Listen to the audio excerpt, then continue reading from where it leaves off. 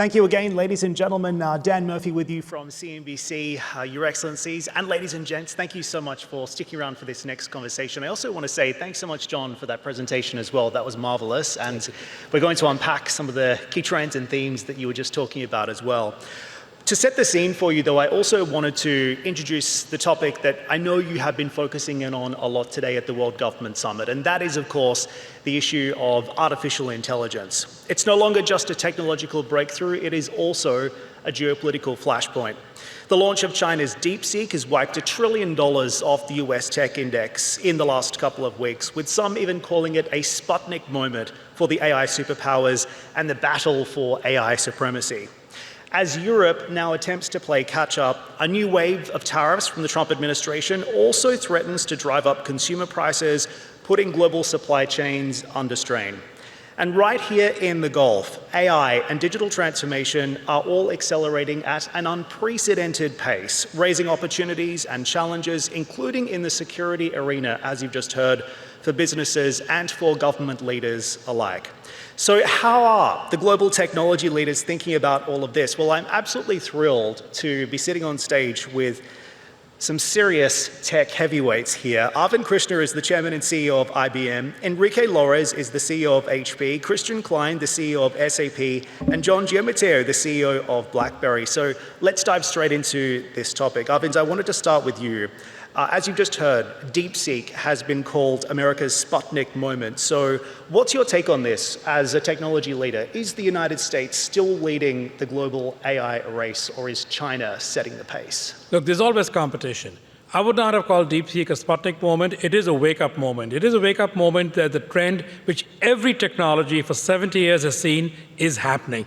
Cost comes down, the ability to serve it comes down, competition springs up. So the advantage for everybody, every enterprise, every government, every consumer, is much, much lower cost going forward. For the tech industry, it means you got to find cheaper and cheaper ways to go develop these things and bring them forward. On your question on AI leadership, look, the first one to do something is always the very hard one. Once it's been proven, people who are smart, people who have abilities are going to follow and catch up. So I don't regard that as being an inhibitor to the business. But AI should be global, and AI should advantage everybody, is kind of what I take away from that moment, if anything. Christian, over to you. Do you think Europe is too far behind to catch up now? You've been listening into what President Macron has been saying in the last couple of days and these developments happening only in the last few hours in Europe. What's your take? I mean, look, with regard to Europe, I mean, I would give every European a good advice. Don't try to play Me Too and try to copy and force now to have another large language module provider. At the end, what is key for AI is business data. And without business data, AI is useless. And large language modules, they read the internet, the World Wide Web really well, and they understand unstructured content. But Europe has, in many industries, very wealthy AI, a very wealthy business data, which is important for AI. And so Europe should apply this technology. I mean, we are, SAP, we feel more like Switzerland, in between, we are using large language models from China. We are using large language models from the US. We are running multinationals. But what SAP can do is we gonna infuse business AI into the business processes of our customers. And no matter if you're in manufacturing, in retail, or in the public sector, what you need is you need to provide value for the end users. And this is what we can do, not only in Europe, but across the world. And the LLMs, DeepSeek has showed it, they will be more and more commoditized, and the value creation will happen at the business layer, at the business processes. And that is what Europe, but every other company on this planet should focus on. Enrique, over to you next. How does HP stay competitive when all of this development is happening in such a fragmented way? Actually, we are doing two different things. From one side, we are integrating AI in all of our portfolio, and we're in a company that produces personal devices. And when Arvind was talking before about DeepSeek and the changes this is driving, one of the changes this is making very real is that you can run models much simpler, and this is really going to help us to enable the consumption of AI at the edge. And the second big change that we are doing is responding to the change of globalization. One of the big changes that we're going through now is the fact that building products in one place, we have learned, is not resilient enough. Also, probably doesn't respond to the current geopolitical situation. So we have embarked in a process of diversifying our supply chain and building manufacturing hubs all over the world. And this is a big change that only a few years ago would have been totally impossible. John, weigh in on this as well, because BlackBerry, as you've just explained very well, has pivoted to cybersecurity and IoT. How do you see this AI race reshaping digital security risks, and are we prepared for the threats ahead as we see this development taking place and as we see what could potentially be a decoupling in technology between the United States and China? 100%. I would kind of piggyback a little bit on what Krishna was talking about. Is to me, it's all of these business use cases. How do we take this data and really improve the productivity, the value that we create? You know, in our case, we try to do it pervasively. You know, our threat intelligence models makes the efficacy of our products better from a cyber perspective. I would even tell you from a go-to-market perspective, we use it to improve our lead generation, to target the specific customers that make sense for us to go after. So those different use cases, customer service and support, using it as a tool to have self-help capabilities where our customers can answer their questions so much more effectively than they did if they called us in the old models of a call center. So I think those types of applications will really create the value of it and be kind of a flywheel effect of value for the industry. Just a question for the panel broadly. Anyone can pick this up. What will determine who will lead the global AI race as it stands? Anyone want to take that question? I think it's going to be driven by innovation. Those companies and those countries that will continue to innovate, that will, in the balance between innovation and regulation, favor innovation, I think are the countries that will be winning.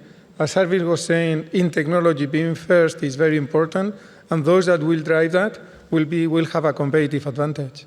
Look, it's a 10-90. 10% of the value will go to those who invent and come first forward.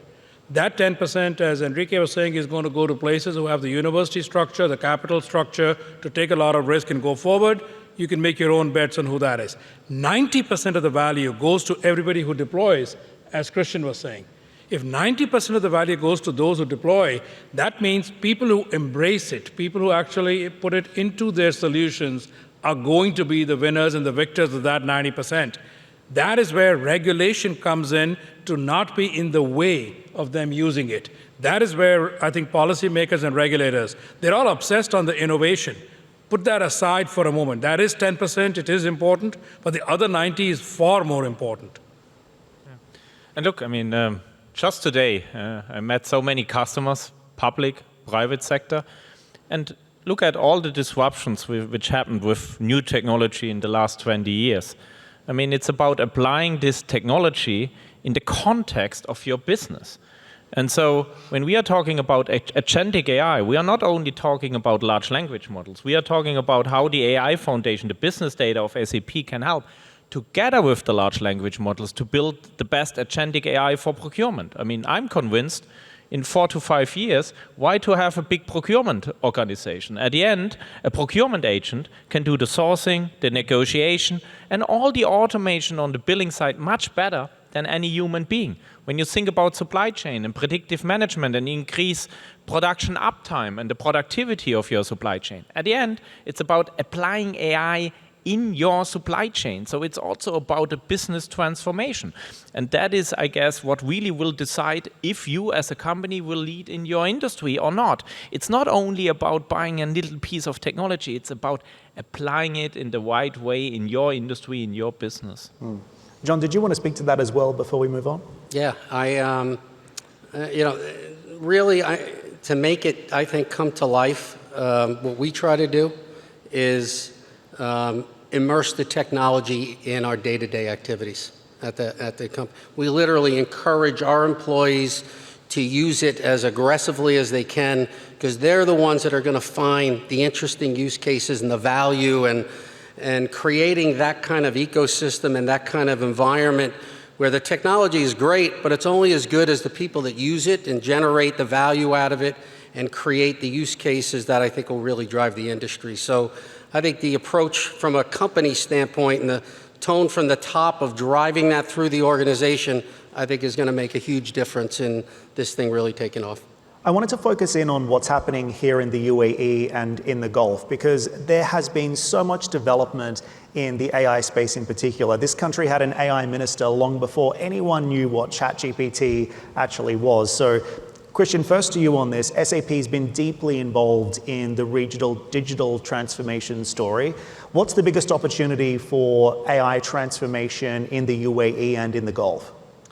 I mean, first of all, kudos for this event, the World Government Summit. I mean, it's great to get new insights, to get new ideas, but also to network. And it also shows how this region here is really leading in digital transformation. I can remember when I was here for my first time 9 years ago, I mean, all the companies were already embracing, no matter if it's public or private sector. When in Europe, we are still discussing is the technology secure enough? Can we apply it? Here, it's already happening. And also now, when we talk about inventory, asset management, about saving billions of dollars, by getting smarter on run your supply chain, here, actually, we find the use cases by the customers giving us the feedback. We have our experience, we have our lab here in the region, and then we, of course, globally develop that technology at scale. But what is very important to innovate at the customer side and to take this feedback and bring it back into your solutions and then embed it into the business of our customers. And here, in this part of the world, it works extremely well. And I mean, we are further investing. And also with regard to sovereign cloud, maybe one last piece. It's also very important to talk about responsible AI. I mean, the customer's asking rightfully, what is happening with my data? Is it staying in the country? Who is touching the data? And so that is also very, very important when you run mission-critical workloads. And you have to absolutely adhere to these requirements to really, exploit this new powerful technology. Arvind, what's your take on this as well? And when you look at the sovereign AI development that's taking place in our region, in the UAE and in Saudi Arabia, for example, what are we getting right here, and what do we need to do better? Well, first I'll begin with, I think you're getting a lot right over here. And kudos to both the sheikhs, Mohammed bin Rahman and Mohammed bin Zayed, for appointing Al-Alama as the Minister for AI. But it's more than that, it's digital government. But it's the leaning in on investment, building the models, building the Falcon models, as well as other models. I'm a firm believer that every nation who has enough scale is going to invest some in sovereign AI. Why are they going to do that? Because they want both the data input and the models that they can manage and they can control and they can trust. But it's an and. That's not instead of using other things. They will also leverage all the other open models that exist. As, by the way, Christian pointed out in his opening comments, they will leverage Llama, they will leverage DeepSeek, they will leverage Granite models, they will leverage Mistral. But I actually believe that for those who are at the scale point, and we can debate where's the scale point, you have to invest some so that you have some control over those for areas that may be really, really critical to the area. But at this point of first mover advantage, it actually just grows the ecosystem and grows the skills that are there. I actually give a lot of kudos to the government and to the advanced technology initiatives, including the universities, for leaning in on this, and they are happy to leverage skills that they bring in and then go forward. Enrique, what's your take on the development that you're seeing in this part of the world? And of course, this is a growing consumer market as well for HP's products, but also a platform for you to be thinking about something that you've been doing a lot of work on, which is the future of work itself. Yes, we think, I totally agree with my two colleagues. The work that has been done in these countries during the last 10 years has put them significantly ahead of many, many other countries of the world. And I think the ambition to use them to change processes, to understand where the technology can go, and to bring partners that can help them to make progress, I think has been fundamental. For example, we are starting to do a lot of work with universities to look for specific applications, specific use cases that will drive adoption and that will drive change. This is really fundamental to continue to grow. and to continue to lead. And in our case, we are really focused on defining the future of work, of how can we use technology to make all of our companies more productive, and at the same time, make sure that our employees get a higher level of satisfaction from their work. And I have to say that many of the leading applications are starting to be developed here, and we are proud to be able to partner with the country. John, over to you on this as well, because one of the things I was speaking to the CEO of Honeywell about was the fact that this is, of course, not a risk-free technology. So how would you assess or even advise governments in the region to balance the rise of AI with also the rise of cybersecurity and security risks associated? Yeah, a couple of things. One, I agree with everybody on the panel around, the approach and working with educational institutions and really kind of harnessing. One of the things we're doing is we're actually partnering with our customers. For instance, we did a long-term relationship, a long-term agreement with the Malaysian government. And as part of that, we set up a cybersecurity center of excellence in Kuala Lumpur. We brought all of our technology, all of our best brains and the people, and we're training 5,000 people every month, going through this cyber center of excellence. And I think, partnering with your customers as well as with, the educational institutions, I think can help us move the needle. I wanted to shift our focus over to tariffs as well and the impact of the Trump administration. It's something that I flagged at the top of the panel. Enrique, first to you on this. The Consumer Technology Association says these tariffs could drive laptop and tablet prices up by around 46%. So what's your take on this? Does it make US tech uncompetitive, or can companies like HP absorb the hit of these tariffs? I think what we have learned during the last years is that we need to have a much more diverse supply chain, and that we need to build products in multiple parts of the world, both to be more resilient, but also to respond to changes as tariffs could be. And what we have now is a much more flexible model than what we have that will allow us to respond to the changes. As everybody in the room knows, the situation is very fluid, so it's hard to know exactly what tariffs will be.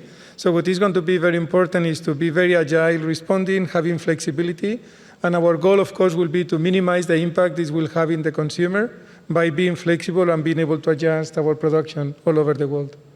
Arvind, of course, IBM has global supply chains as well, so you can speak to this. If we saw the US imposing more of these tariffs, does it push manufacturing deeper into Asia? And is that something that you think about? Well, we first think about it a lot. To the point that Enrique made, diversification of a supply chain is something we all woke up to over the last 5 years for many, many reasons.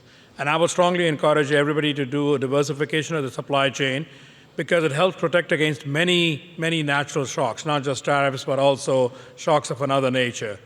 We worry a lot more about actually what it creates in terms of trade relations, much more than tariffs, because the reaction of many people is to start putting restrictions on trade. The trade is what I think would impact everybody the most, and I would just encourage everybody to think about every 10% increase in global trade is 1% increase on global GDP.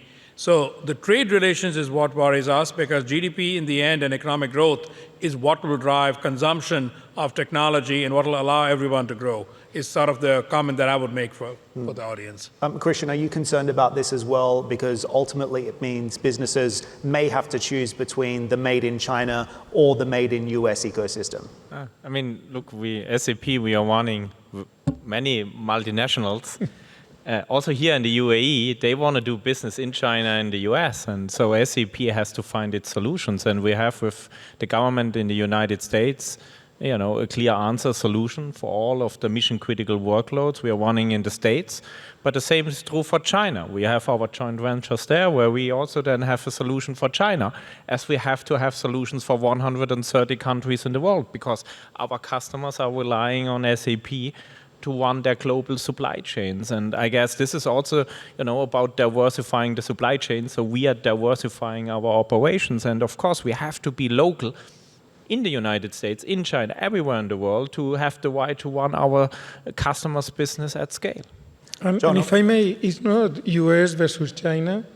we really see demand for manufacturing capabilities and hubs in many different countries of the world. So this is why the new way to look at globalization is by looking at regional centers, much more than whether the center is in the US or the center is in China.